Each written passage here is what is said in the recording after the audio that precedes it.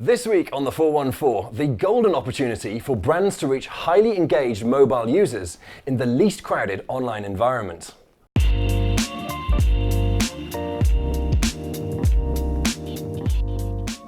Hi, I'm James Rostance and welcome to the 414. Each week with some of the greatest minds in marketing. And joining me today is a lady who is a leading advocate of the massively untapped opportunity for brands to connect with highly engaged users with minimal competition from other advertisers. Welcome, Einav Dinur. Hi, James. So compared to traditional media, mobile advertising is highly targeted and arguably offers great value for money. But your focus is on a generally untapped opportunity for brand advertisers. Could you tell me about that? Sure. So we all know that where users spend most of their time is in mobile, and ad budgets are definitely following. So in 2018, in the UK alone, we're expecting roughly £8.7 billion to be spent in mobile on ads. And that's going to account for 70% of digital ad spend. So we definitely see budgets shifting from desktop to mobile, but here's the catch. Most brand advertisers spend most of their mobile budgets in mobile web, when we know that 85% of time spent in mobile is actually spent in apps.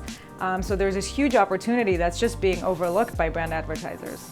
So what do you consider to be the main advantages of in-app advertising? So first and foremost, it's the state of mind of the users. So most time spent in apps is actually spent on social apps or gaming apps. Users tend to be more engaged with the content. They want to be in that app.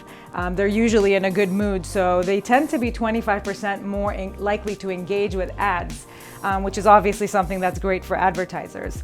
A second benefit has to do with targeting. So apps actually offer more granular and efficient targeting, allowing advertisers to serve more relevant ads to the users, which in turn makes them twice as likely to engage with the ads. So again, very beneficial for advertisers.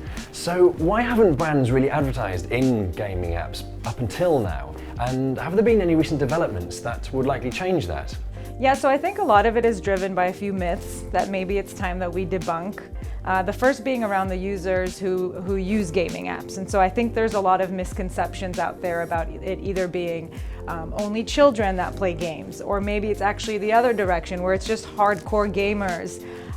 People tend to think that it's mainly males that use games, but it's actually not true. Over 55% of gaming users are females. And so when you think about the different casual games that are out there, like Candy Crush or Angry Birds or Clash Royale, these are games that everyone plays when you're on the train or when you're just passing time. And so I definitely think advertisers can reach any segment that they want in gaming apps, and it's maybe time to kind of let go of those past ways of thinking. Another misconception is around the inability to measure viewability in apps. So obviously viewability is something that's very important for brand advertisers.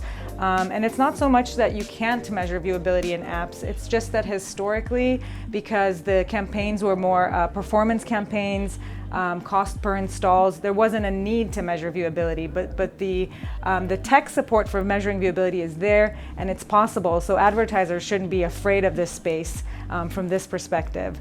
So I'd say the bottom line is that apps are not even just the future, they're already the present, and I encourage brand advertisers to take advantage of this space and reach their audience where they're at, where they're spending most of their time. Einav, thank you very much for joining me today. Thanks for having me. And if you'd like to learn more about in-app advertising, visit the414.net to watch extended coverage in the 414 Extra. I'm James Rostance, thank you for watching.